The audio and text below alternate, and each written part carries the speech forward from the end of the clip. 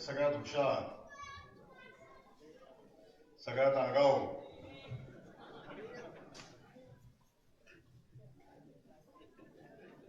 बहुजनांची भूमिका घेऊन सर्वसामान्यांसाठी लढाई करणारे पण तेवढेच बनील असे दोन आमदार, म्हणजे मला कळतच नाही सदाभाऊ कुठल्या लोण्याचा गोळा घेऊन आला होता. ते बोलत होते मला वाटत माझ्या अंगाला लोणी लागते का काय. एवढं लोणी का लावत होतं हे नंतर माझ्या लक्षात आलं. बघता बघता माझ्या खात्याचं मंत्रीच झालं दोघं.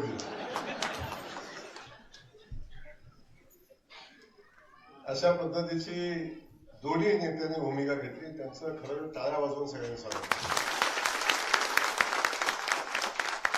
हात वर करा सगळ्यांनी, वाजवा जोरात टाळ्या. या टाळ्या गावकऱ्यांसाठी आहेत. गावकऱ्यांनी जी भूमिका घेतली त्याचे मनापासून कौतुक आहे. राजकारणाला पलीकडची भूमिका. गावात घेऊ बांधायला लागला की त्यांना हरवायचं आणि त्यांना बांधायला लागलं यांना हरवायचं आणि दोघांच्या जिरवाजिरीत गावाची जिरवायचा कार्यक्रम सातत्यानं असतो.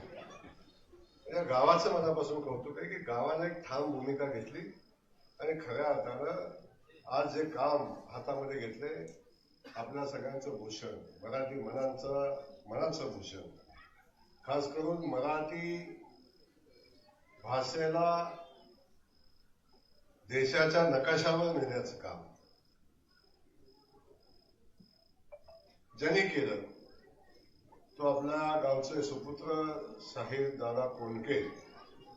मराठी चित्रपटाला ज्यांनी खऱ्या अर्थानं चांगले दिवस दाखवले.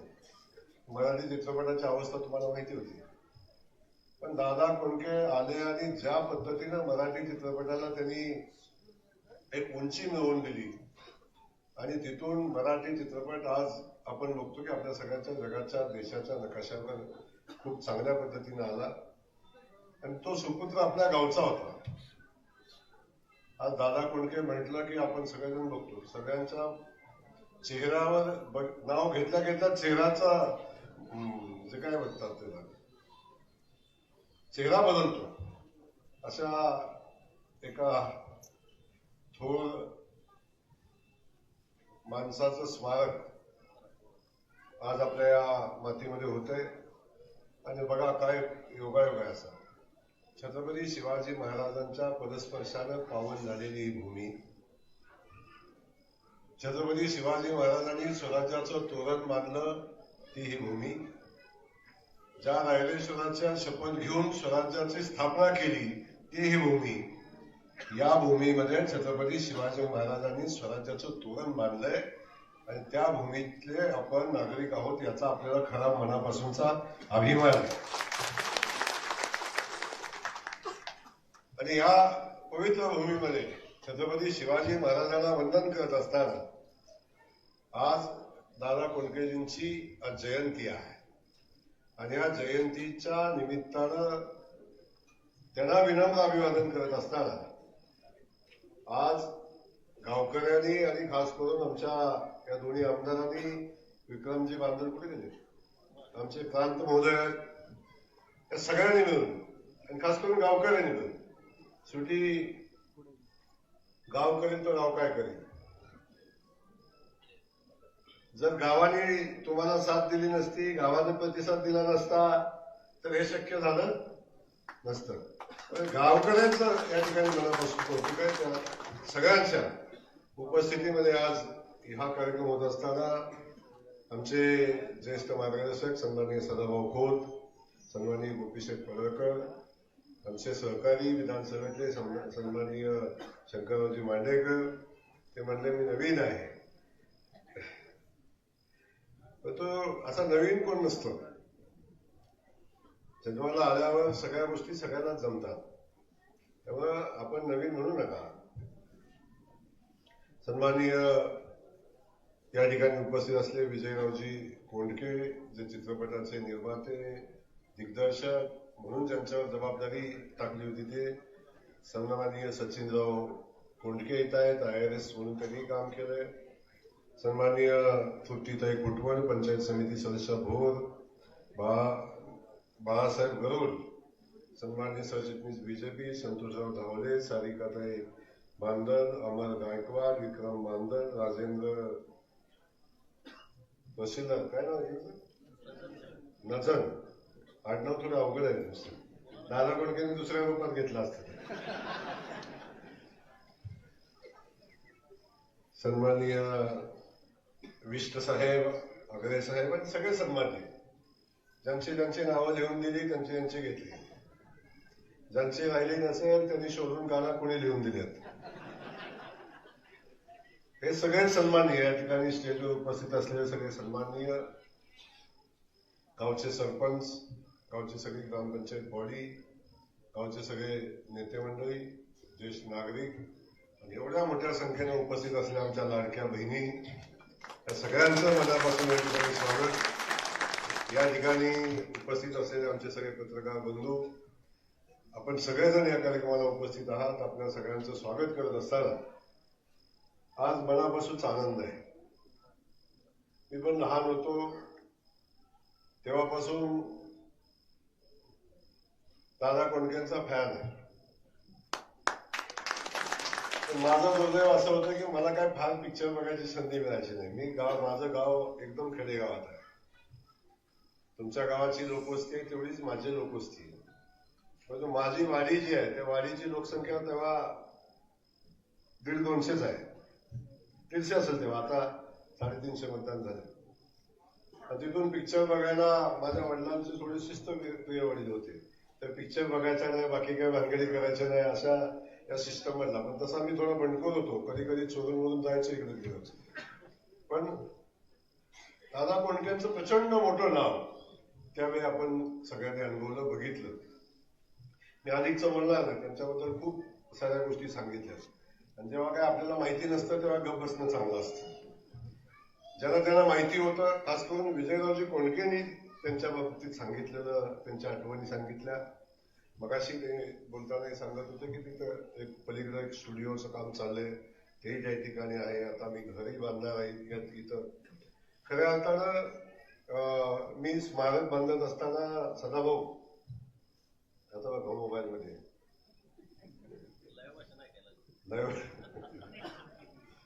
स्मारक तर बांधायचंच आपलं. पण स्मारक बांधत असताना इथं एक मी बघितला, बाण बघितला पहिल्या गावात गेल्या की दादा कोंडकेंच्या घराकडे. इथं पहिलं घर आहे ना, घर ते स्मारक म्हणून पहिलं तयार करा. घर, त्या घरासाठी लागणारे सगळे पैसे आपण देऊ. आपण कुठल्याही गावात गेलो तर पहिलं माणूस बघतं की कुठं राहतो तिथे. गाव आमचं आहे का मुलं, खरं आहे ना, आमचं गाव आहे. पण गावाच्या बाहेरचा माणूस जेव्हा येईल तेव्हा दादा कोंडके कुठं राहत होते पहिला प्रश्न करेल. तेव्हा ते आपल्याला सांगता आलं पाहिजे की दादा कोंडके ह्या घरात राहत होते. तर हे सगळ्यात पहिलं काम आपल्याला ते हातात घ्यायला लागेल. ते आपण घेऊ, ते काम आपण हातामध्ये घ्या. स्मारकाच्या बाबतीत आपण भूमिका मांडली. स्मारक झालं पाहिजे म्हणूनही सांगितलं. आणि ते खरं आहे की हे दोघंही कधी माझ्याकडे आले आणि मला सांगितलं की आम्ही मुख्यमंत्र्याला भेटून आलोय आणि दादा कोंडकेंचं स्मारक बांधायचं आहे आम्हाला. तर मी म्हटलं अचानक असं काय झालं की तुम्ही दादा कोंडकेचं स्मारक बांधायची कल्पना तुमच्या डोक्यात कुठनं आली. पण मला काही नवीन नव्हतं. यांची माझी मैत्री खूप दिवसाची आहे. तर या गड्यांच्या डोक्यात कधी काय येईल आणि कधी काय बसेल याची गॅरंटी कधीच नसते. पण एक सुंदर कल्पना या मनात डोक्यात आली आणि दादा कोंडकेजींचं स्मारक उभं करायचंय आणि त्यासाठी भाऊ तुमची तारीख पाहिजे. तसं बनीत आहे दोघं पण. तारीख पाहिजे तुमची. इथं येईपर्यंत निधीचं मला काही बोललं नाही घडी. आणि इथं आल्यापासून लबाड बोलते ते. मी असं म्हणलं, भाऊ असं देतो म्हणलं, भाऊ असं करतो म्हणलं. मग आता मी बघाच म्हणतोय काय चालूय काय यार. मला फक्त म्हणलं की तुमच्या हस्ते भूमिपूजन करायचं आहे. म्हटलं ठीक आहे, आता आपल्याला भूमिपूजनाला जायचं म्हणलं काय अडचण असं कारण नाही. परंतु इथं आल्यानंतर ग्रामविकास खात्याचा मंत्री म्हणून सदाभाऊंनी भाषण करून टाकलं आणि ते सांगून बी टाकलं की आम्हीच ग्रामविकास खातं चालवतो, आम्हीच जाहीर करतो. हरकत नाही, सदाभाऊ हेतू खूप चांगला आहे, भूमिका प्रामाणिक आहे. आणि एका आम्हाला एवढ्या मोठ्या कलाकाराचं स्मारक आपण बांधायचा निर्णय घेतलाय, त्यासाठी ग्रामविकास खात्याचे मंत्री सदाभाऊ तुम्हीच आहे.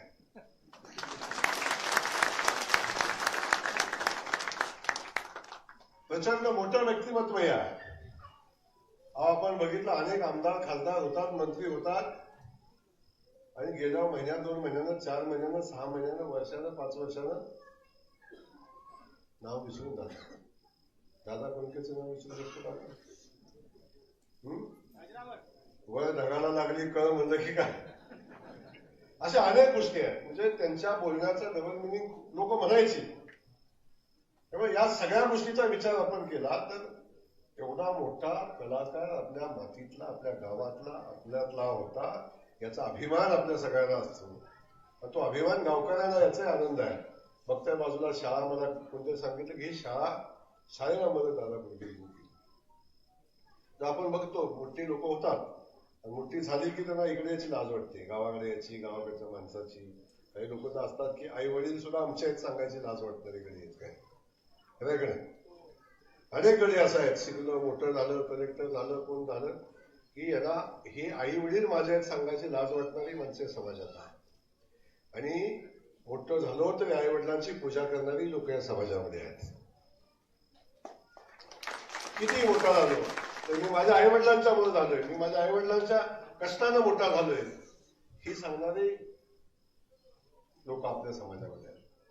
त्यामुळं आज या गावामध्ये हे स्मारक आपण उभं करतोय आणि हे स्मारक उभं करत असताना त्यांच्या नावाला साजेचं असं भव्य दिव्य स्मारक झालं पाहिजे अशा पद्धतीची भूमिका आहे.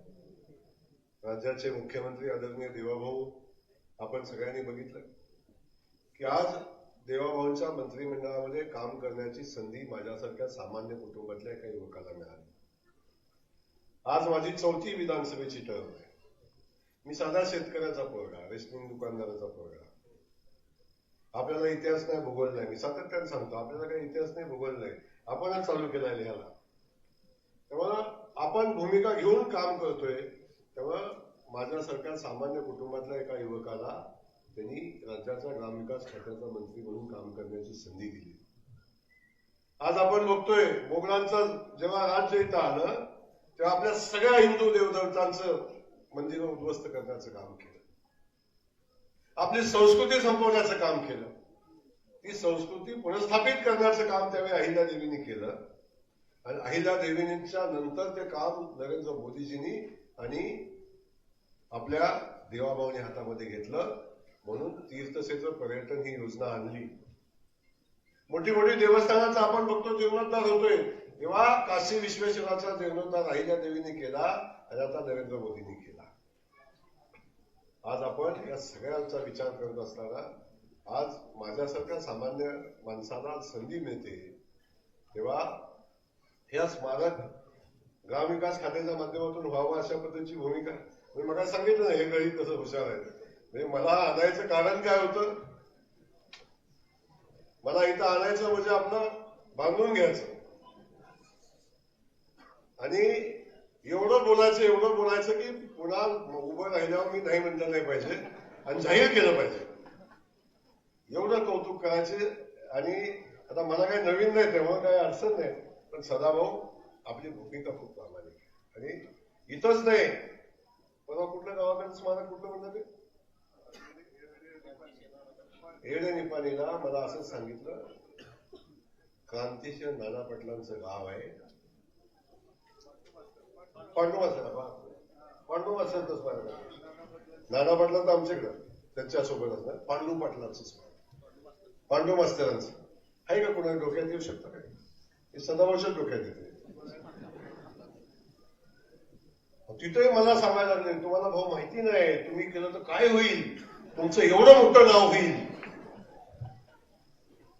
म्हणजे या सगळ्या गोष्टी शेवटी करून घ्यायचं असतात आणि आता करून घ्यायची भूमिका या ठिकाणी घेतली. तर भाऊ अजिबात चिंता करू नका. शेवटी काय मी तर या ग्रामविकास खात्याचा मंत्री नाही. ही जेव्हा संधी मिळते तेव्हा संधीचं सोनं करायचं असतं. आपण बघितलं, मला याचाही आनंद आहे सदाभाऊ, मगाशी वारीचा विषय सांगितलाय. मला याचा आनंद आहे, मी लहान होतो आणि माझी आई वारकरी होती आणि माझी आई माऊलींच्या पालखीचं दर्शन घ्यायला मला एकदा घेऊन गेली होती. मी छोटा होतो, पण एवढ्या गर्दीत धक्काबुक्क खाल्लं, मी मागच राहिलो, मी काय पालखीपर्यंत पोचलो नाही. बघा काळाचा फेरा कसा असतो, काळ कसा बदलतो बघा. ज्या पालखीचं दर्शन मला घेता आलं नाही, माऊलीपर्यंत मला पोचता आलं नाही, गेल्या 2 वर्षापासून त्या माऊलीच्या सोहळ्याचं नियोजन करण्याची जबाबदारीच माझ्यावर आहे. ती संधी मला मिळाली. आणि आज आपण बघतो की ज्या पालखीकडं आपण बघतो लाखो लोक येतात.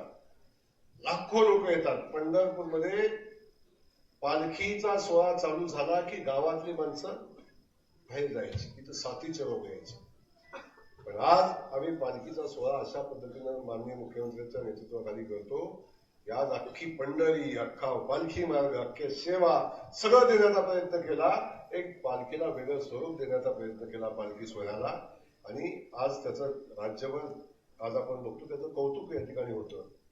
पण हे सगळं करत असताना आज या गावात आलो, याचा मला मनापासूनचा आनंद आहे.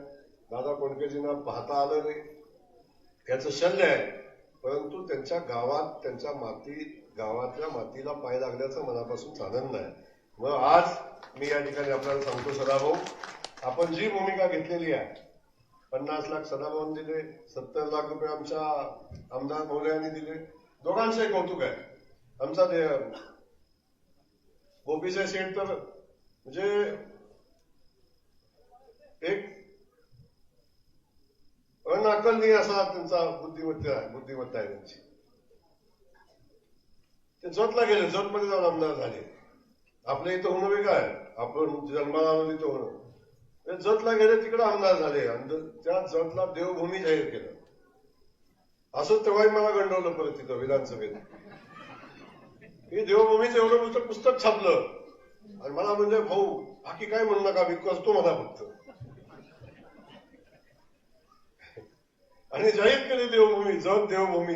देवभूमी बघितलं मी 40 देवस्थानची लिस्ट बघितली, म्हणजे त्याला द्या वर्ग. ती हरकत नाही, भूमिका प्रामाणिक आहे. रायगड बघितला आपण, रायगड ग्रामपंचायतीचं नाव काय होतं माहितीये तुम्हाला? आपण सगळेजण बघतोय ना, सगळेजण मोगलाचं साम्राज्य गेलं, पण रायगडची जी रायगड किल्ला आहे ना, त्या ग्रामपंचायतीचं नाव होतं क्षेत्र निजामपूर. काय नाव होतं? निजाम आला कुठं, रायगडच येतं. माझ्याकडे आणलं, आम्ही बदलून टाकलं. आणि आता तो विषय इथला नाही, पण या सगळ्या गोष्टी कशा कल्पना त्यांना सुचतात माहिती नाही. पण आज या ठिकाणी आल्याचा मला मनापासूनचा आनंद आहे. स्मारकाची डिझाईन आपण बघितली, भव्य दिव्य स्मारक आहे. आणि या स्मारकासाठी या ठिकाणी दोन्ही आमदारांनी पैसे जाहीर केलेले आहेत. मी आज या ठिकाणी ग्रामविकास खात्याचा मंत्री म्हणून सांगतो की या स्मारकासाठी माननीय मुख्यमंत्री महोदयांच्या परवानगीनं 5 कोटी रुपये आज या स्मारकासाठी जाहीर करतो.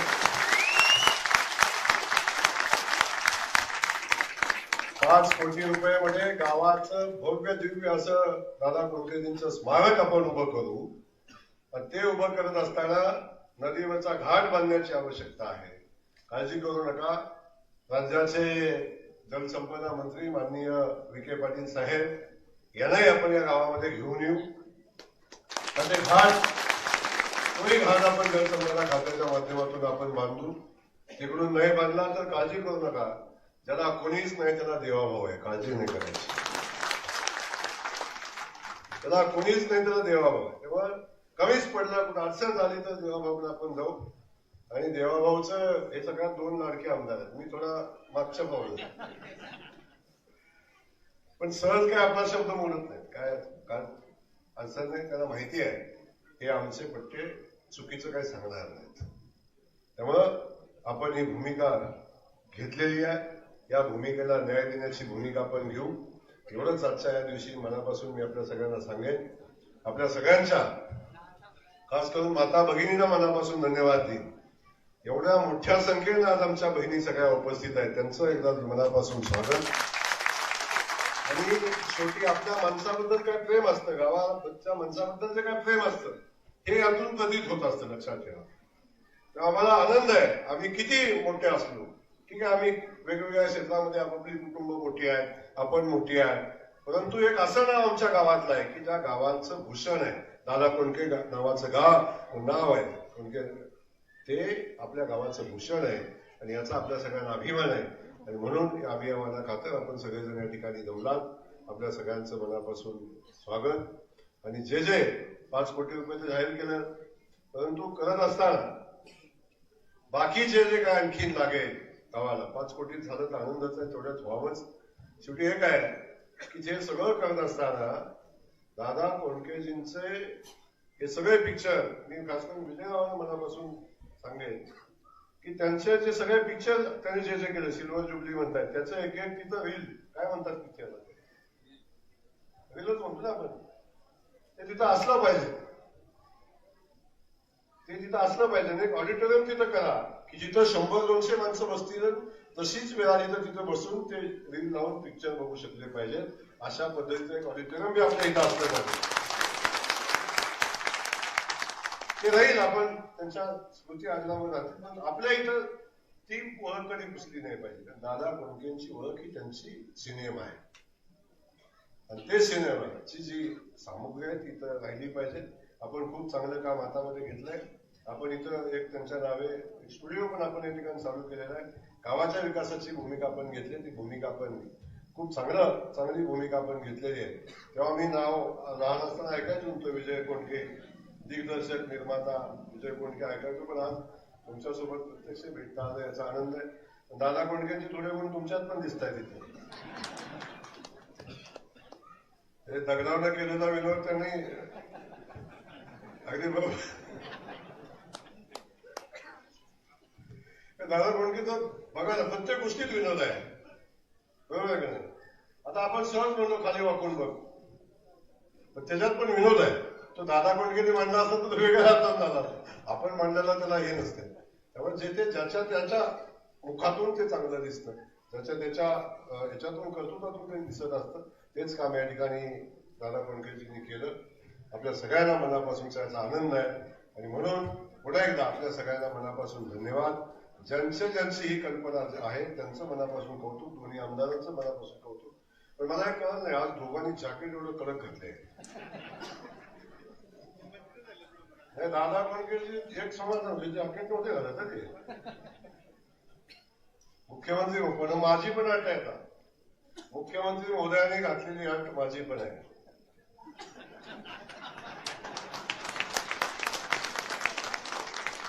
सदाभाऊ मी 5 कोटी देणार आहे.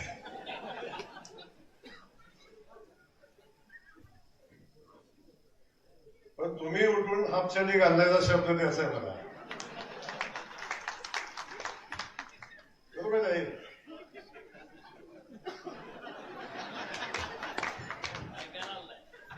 5 कोटी द्यायचा माझा शब्द आहे. त्यांना बरोबर काय महत्वाचं ऐकायला येत नाही. 5 कोटी द्यायचा माझा शब्द आहे, पण मुख्यमंत्र्यांना दिलेला शब्द आहे.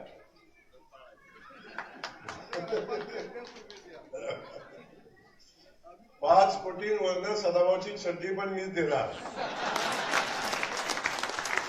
पण घालायची जबाबदारी तुमची आहे. आम्ही सगळं गाव चड्ड्यावर